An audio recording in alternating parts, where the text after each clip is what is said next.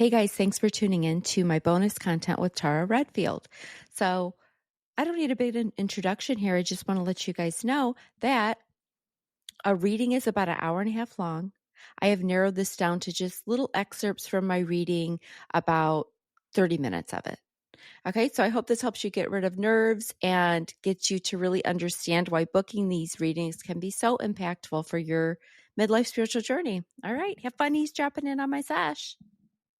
Okay, great. So you can see the chart. So the natal chart is a snapshot of the sky, right? The very moment you are born. Okay. Your soul chose this very specific alignment of planets. Obviously, you know you are a Pisces sun, meaning Mm-hmm. that the sun was in Pisces when you were born. But yes, there are 9 other planets and some other points in the sky that have relevance and give us a lot of information about who you are at the soul level. What did your Okay. soul come here to do? So when we're looking at the chart, the very center here, the circle in the center represents Earth. So we are looking at the planets from the vantage point of Earth. So this is Earth. To the left here, we have the eastern horizon, so where the sun rises.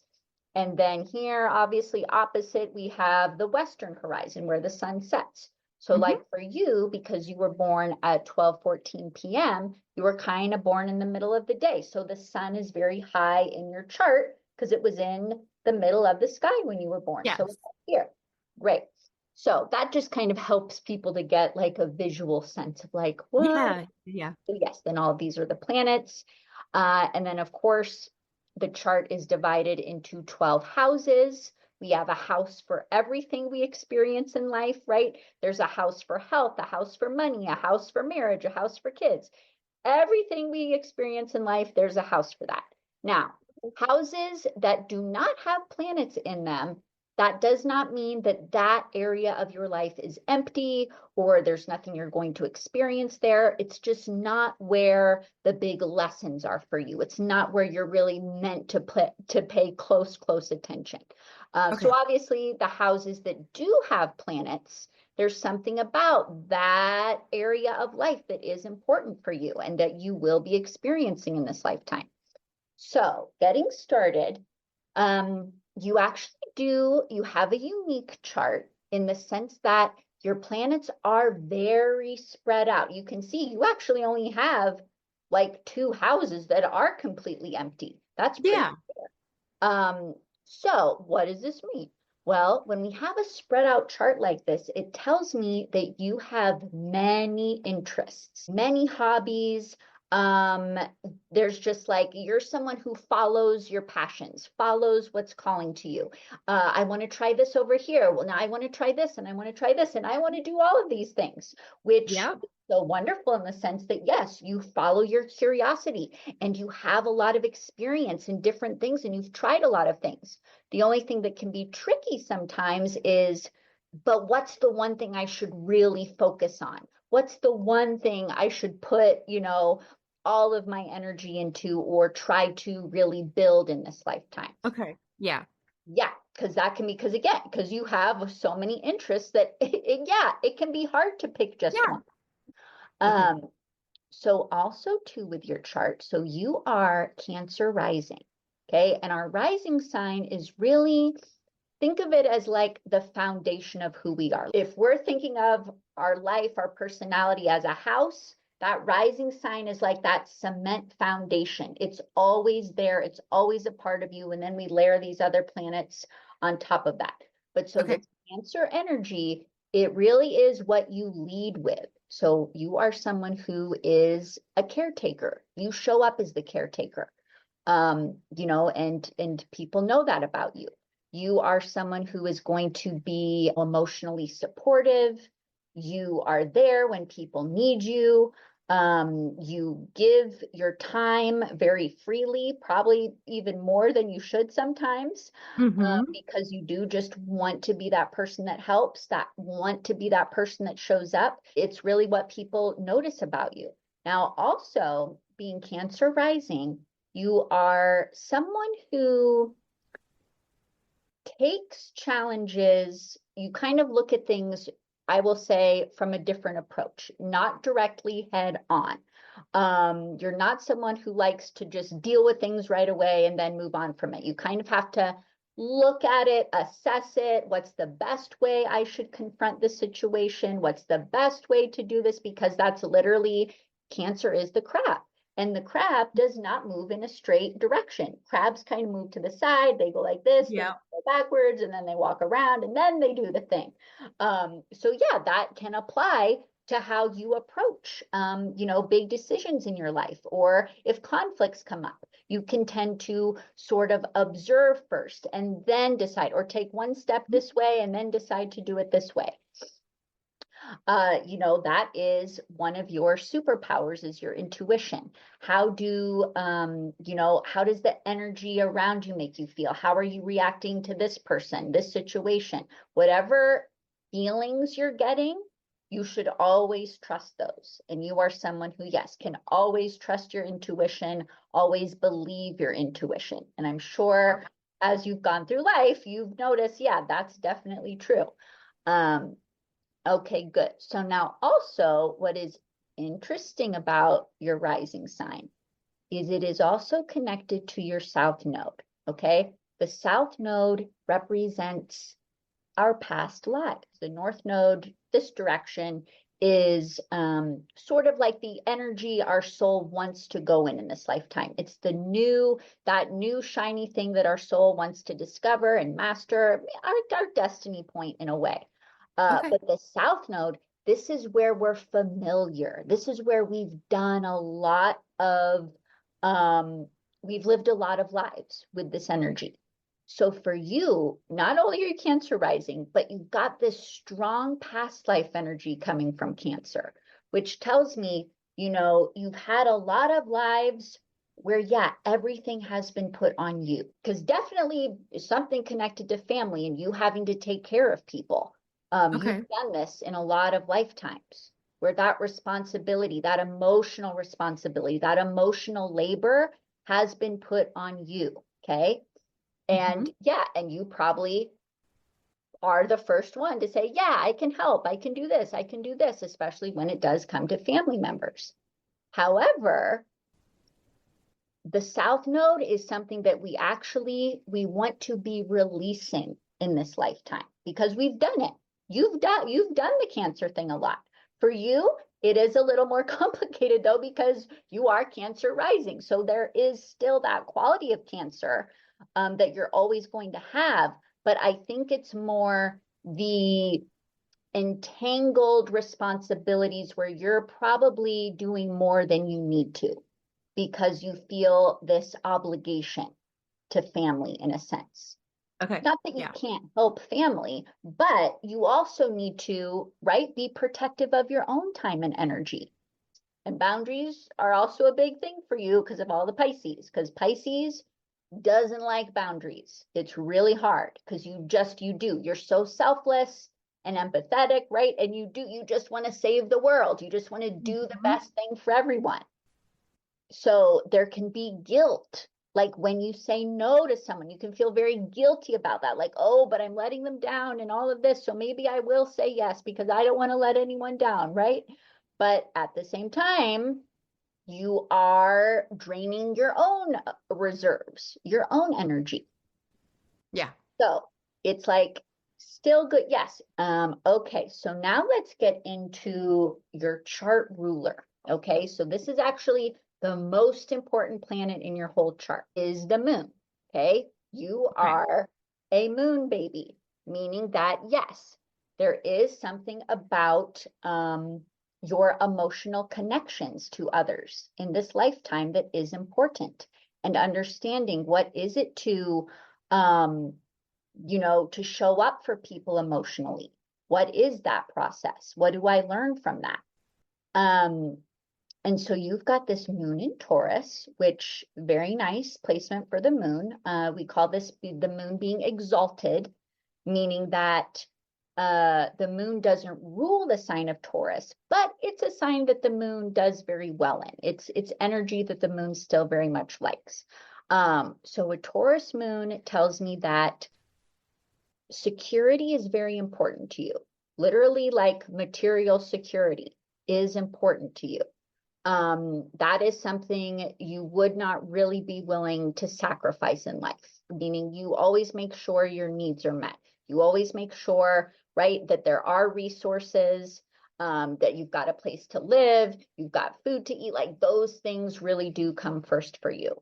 Mhm. Also, very strong connection to nature and the natural beauty of the world. Like you are literally someone who appreciates, right? Just like a blooming garden, sunsets, going on hikes, and connecting with nature is like that is such a great remedy for you whenever you just feel like I'm in a bad mood or I just don't feel good. Go do something outside in nature. That is like the best medicine for you. And overall too, you do have a lot of creativity in your chart. But yeah, good eye for design, knowing how to put things together, working maybe with colors, textures, those kinds of things. Mhm. Um, yeah, and also it's interesting because you have a lot of mutable energy in your chart, okay? Meaning that um, overall you are very adaptable and you're good with change and you don't really like things to get too stagnant. Mhm. However, this Taurus moon does like some sense of stability and routine and predictability. So there is something that does give you a sense of safety when you kind of know what's coming, when you know what to expect. You might be someone who just likes to have your weeks planned out. Like, okay, I know on Monday I'm doing this, Tuesday I'm doing this, and okay, good. That week I know what's coming. So that makes me feel good. You are very loyal, especially in your relationships. You have like a quiet determination about you. People might not necessarily assume that, but there is this like quality of strength, but it's not in your face. It's not like you're not like screaming out, look how strong I am. But it's like this very like gentle strength that you Yeah. have, and you are able to meet your goals when you need to. You are able to persevere and kind of that, right? Slow is steady. Slow and steady wins the race mentality. Perfect. Now on the other side here, okay, we have Jupiter, and you can see the moon and Jupiter, we have a red line, which does mean there's some tension, okay? So Mhm. not bad. Everyone's got planets in their chart that need to learn how to get along. None of us get to escape that, um, Mhm. because life would be boring, right? Without some challenges. So moon and Jupiter, okay? They need to learn how to work together in your chart because right now they don't really get along. Jupiter is that little voice that kind of tells you to overdo things, to go really, really big. This can be giving too much of your time. I also see too your generosity, while it is very much appreciated, sometimes again, you might be too generous, meaning giving too much of your energy, too much of your time, even too much of your money to certain things. But this Jupiter is the planet of expansion. Jupiter wants to go big. So when it's affecting your moon sign, it makes, yeah, also putting out tons of emotional energy. There can also be um with Jupiter and the moon, yeah, like fluctuating moods. Like you might feel like, why are my moods all over the place some days? Like I can go from here to here in 60 seconds and I Huh? don't even know how it happened. Yeah, it's this Jupiter moon dynamic going on. Um, so it's like the best advice is like generosity in moderation Okay. is like the best thing to do with this Jupiter moon. Yeah. Okay, good. So then we're going to go to your sun. Okay. And obviously, I'm sure you're familiar with most of the, Pisces traits. Yes, Pisces, right? The empath, very Mhm. selfless, very sensitive. But what I want to say about Pisces is I do think it's one of the hardest, if not the hardest sign to be born as. Okay. And that is because Pisces is made of all the other signs that came before it. Okay. It is the last sign of the zodiac. So really, you have all these pieces, right? You have lived lives of all these other zodiac signs by the time you get to Pisces. And that is why you are so empathetic, because you literally can put yourselves in the shoes of other people. You literally can do that, right? And that's why to be a Pisces, it can be very overwhelming because you've lived so much and you've experienced so much and you relate to so many people, and especially people who have suffered, people who are struggling. You deeply connect with those people. And that is, yeah, it's overwhelming because again, you just want to take care of everyone and to save the world. But then at the same time, I'm only one person. How can I do that? The sun is ego. The sun is our ego self, our confidence, how we assert ourselves. Pisces is egoless. Pisces doesn't have an ego. Pisces is so enlightened that the ego doesn't even exist. So essentially, yeah, why is it hard to be a Pisces sun? Because your sun, the ego planet, is being told, get rid of that ego. You don't need an ego. Okay. Yeah. Okay. So, and also too, because Pisces is deeply connected to spirituality and the spiritual world, right? So, I mean, you definitely are a mystic, I would call you that, and an intuitive, because you are absorbing energy, not just from your interactions here on Earth, but also from everywhere, from space, from the spirit world, from all these places. Little things seep in and you pick up on these little messages. You feel things. Yeah, but ultimately, it is your intuitive gifts, okay, that you are meant to embrace and share. It is your unconditional love that you're meant to share. Too, with your sun placement that is very poignant, you can see, yes, this thick black line here, okay, that this represents what is called the midheaven, okay? So it is the very middle of your chart, and the sun is pretty much right next to it. I don't want to be seen. I don't need attention. Please don't look at me. Like, I just want to do my own thing in the corner. But to have the sun on your midheaven, the midheaven is the most public part of your whole chart. It is the starting point of your public image, your professional life, your reputation.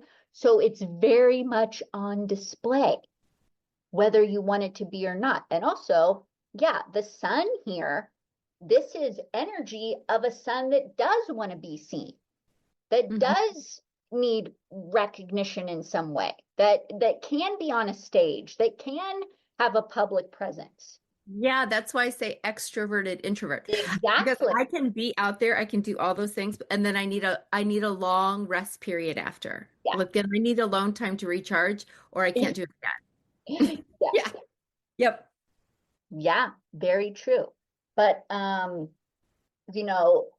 things I wanted to say about this placement, because it is so just like right there, and there is something destined about it,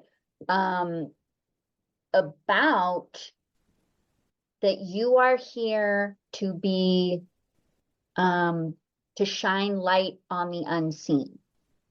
If that makes sense, meaning you are here to show others issues or even things in society that maybe people turn a blind eye to, or that they don't want to take a close look at. You are here to like, no, let's bring these things up. Let's talk about them. Let's not be scared of them. Mm-hmm. Yeah, that makes sense. Obviously, you're a spiritual person.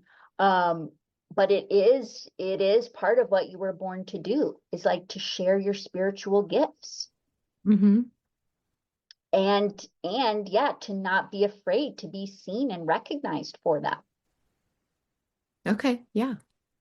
Um, also, being a healer in some way. It could also be that, like healing people through your spiritual gifts. Yeah.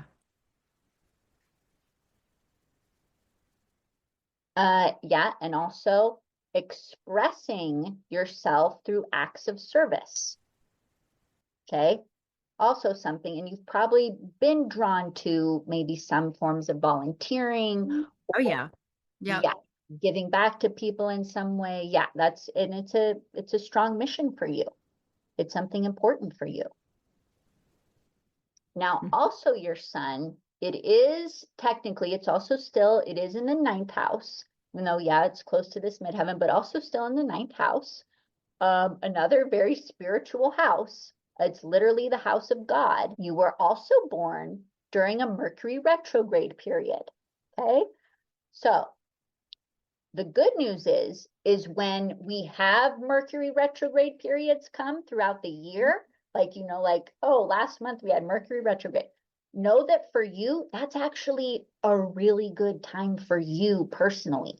People who Oh, are okay. born with Mercury retrograde actually do better during Mercury retrograde periods because it's familiar to you. You're like, oh, this is like when I was born. This isn't so weird for me. While other people are like having a hard time, you actually probably don't have a hard time during Mercury retrograde periods.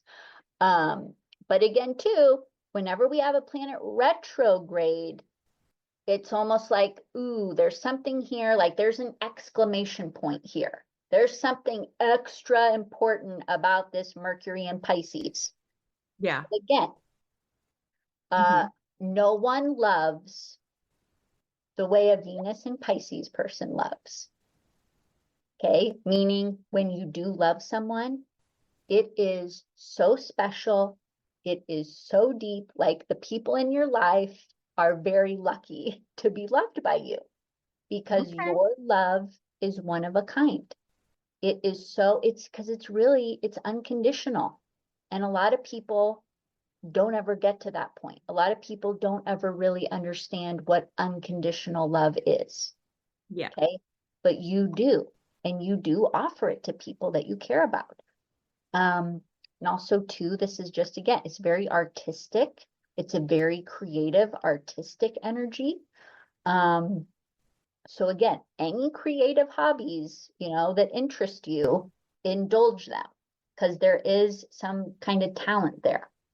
Okay. Now, what can be tricky though about Venus and Pisces is it's very easy to get caught up in the fantasy, meaning sort of there's like expectations in your head, right? Of what, oh, this relationship could be this person could be this. I can see their potential. I can see everything great that could happen. But that might not be the reality, right? Hmm. So then when the reality hits, it's very disappointing for you because you painted the picture in your head and it was so pretty. And then this person, they didn't live that out the way I saw it in my head, and that hurts. Yeah. Yeah. Okay, good. So now we have your Chiron placement, which I don't always bring up. It depends on the chart reading, but because you are in what's called the Chiron return, okay, Okay. which is a transit that we all get in our early 50s. In our early 50s, Chiron, who not a planet, is an asteroid known as the Wounded Healer. Okay. It takes about 50 years for Chiron to return to the same sign it was in when we were born. Okay. So that's why in our early 50s, oh, Chiron came right back around and is right back where it was when I was born. So that means This wound is meant to be dealt with if it Okay. hasn't been dealt with already. By the time we're in our 50s, it's like this Chiron, this wound that we all have I healed it?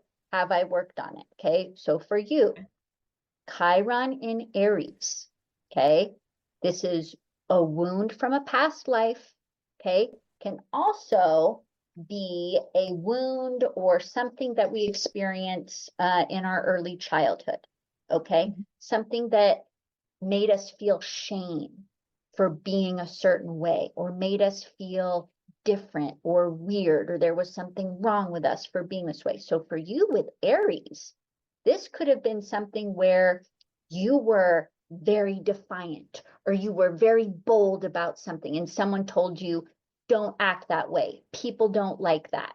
People don't like that when you're really strong or like when girls are really strong because Aries is the fighter.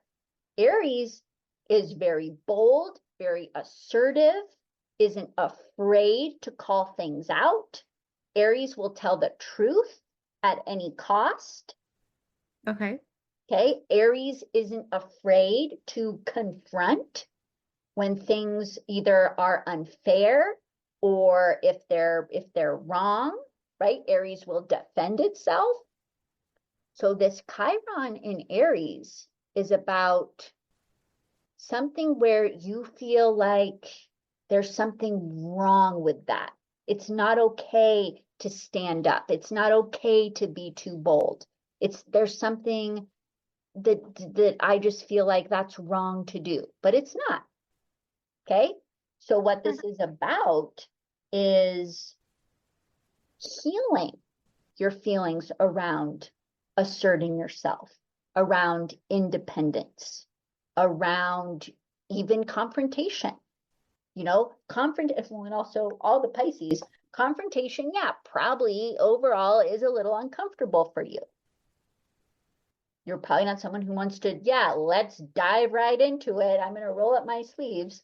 But this Chiron in Aries does want you to have that attitude a little bit more, to not Okay. be afraid to stand up or to say something when something's not right, when something's unfair. And it might be for you personally, or you might be speaking up on behalf of someone else who's not being treated fairly. Hmm. Um, we talked Yep. about the South Node, but we're going to talk about the North Node. And Okay. just a little bit towards the end about what is coming up for you this year. What sort of how the planets are influencing you this year, what you can kind of expect for the year ahead. Okay, good. Yeah, so with this North Node in Capricorn, and like I said, North Node, this is where our soul wants to go. So Okay. it's important, but at the same time, it also can feel very uncomfortable because it's completely new. We're familiar with the South Node. You're very comfortable doing the Cancer thing, taking Hmm. care of people. What do you need? How can I help? How can I be there for you? I'm very emotional. I love my emotions, right? That's Cancer. I love to be at home. I love my house. It's also Hmm. Cancer. Okay. Capricorn is more focused on, yeah, on the structure of life, on building something. It's a little more like like the CEO, focusing on providing structure, Yeah. focusing on what kind of literal, like what structure or legacy can you leave behind for Yeah. others. Yeah. Gotcha. Okay, Hmm. so it's like in this life, you're actually meant to, yeah, be a little bit more of like this boss, right? Like I'm here to build something. Yeah. I can't always be at home. I love you guys, but I can't always be at home. You're gonna have to rely on yourselves a little bit more Hmm. because I got stuff to do. Right. Okay. Yeah.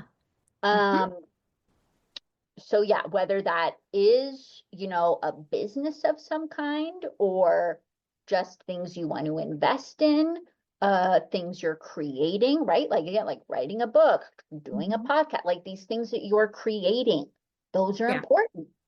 That's what you're supposed to be leaning into. Mm-hmm. And then also you've got Mars here, okay? Mars very close to the North Node here, which is helpful in a sense because it's like, oh, we've got the Mars in Capricorn.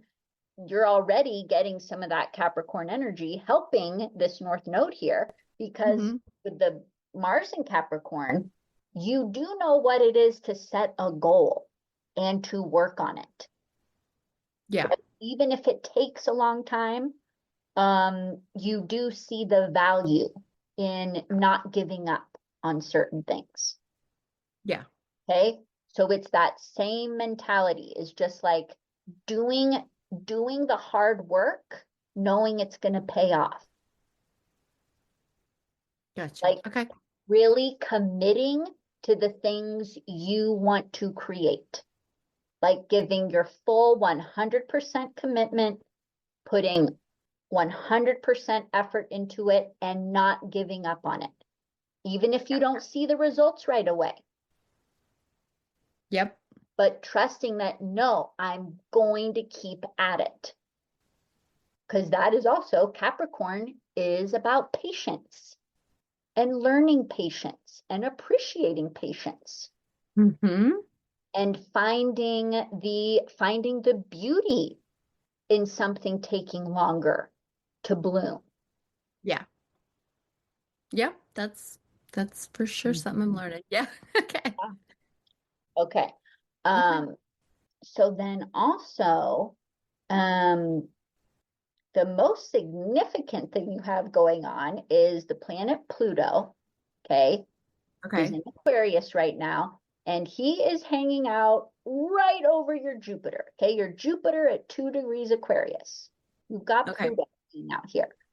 Pluto is usually about releasing something, but releasing something in order for something new to come in. So if there is anything, and this could happen, it's not like, oh, today's the day that the thing's going to happen.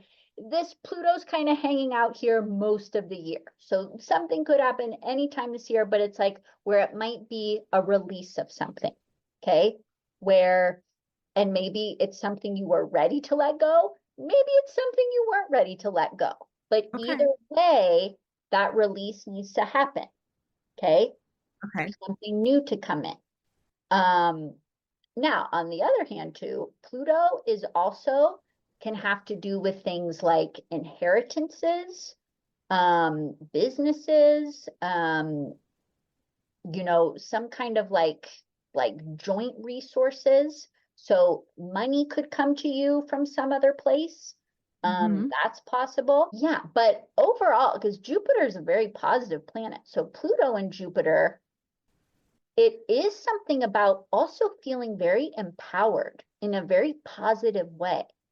Um, so if you're kind of feeling that, like really like sink into it. Like have this trust in yourself that like, you know what? I am powerful. I can achieve these things that I want. I'm going to make this thing happen that I really want to happen. It's like really believe that and own that. That's like the best thing you could do this year. Because at the same time, while Pluto's hanging out here with Jupiter, it's also making a positive connection to Pluto in your chart, this Pluto in Libra. Okay. Okay. Not everyone even gets this transit in their lifetime. You're very special to be having this alignment right now because Pluto moves very, very slowly. So he's going Okay. to be in Aquarius for the next 20 years, okay? Which is a big chunk of time. So like someone like me, I'm never going to have a Pluto alignment like this in my chart, but you are. Pluto lining up again, very powerful. It's like super powerful. It's So like, Pluto, you're saying it's lined up for me now or it's coming? yes, for you Oh, right now. now, for Okay. this year. Hmm. Yeah. Okay. And yeah, it's very powerful. It's very like, what do I want to say? because Pluto is the most powerful planet. Pluto is like the planet that's like, it's going to happen no matter what because I say it is. It's Oh, almost just okay. like Mm-hmm. this like very strong like willpower that like this is going to happen. This is going to come through. And then in August, okay, August 4th, you're going to have Jupiter move into your first house, okay? This is a big deal. Anytime we have a planet move into our first house, there's a lot of energy there. And Jupiter, planet of, like I said, abundance, expansion, growth, positivity, okay? So Mm-hmm. towards the middle end of the summer, you're going to get like this boost of just like like positivity, like feeling really confident, like able to attract things to you more easily. Just yeah, like feeling like on top of the world, right? Like everything is good. There's a lot of flow. Life has a lot of flow to it, which it might up to that point, but once Jupiter goes in your first house, it's like probably going to be more obvious that like, Okay. oh yeah, I feel like the big change, like a big energy shift that like feels really positive. And then you're going to have Jupiter in your first house until like for about a year and a half. Okay. Okay. You've got a big chunk of time with Jupiter in your first house. Like I said, it's a very positive place for Jupiter. It's really positive for like your physical self, like energy, health, also just your confidence, how you feel about yourself. Um, and yeah, and just a general, just positive feeling and flow. Okay. I like that. Yep. Yeah. So that is what we've got. It's good. I think you've got a good year ahead. Okay. Yeah. Okay. All right. No cautions in there for this year. Is there any cautionary tales in there? Oh, Okay.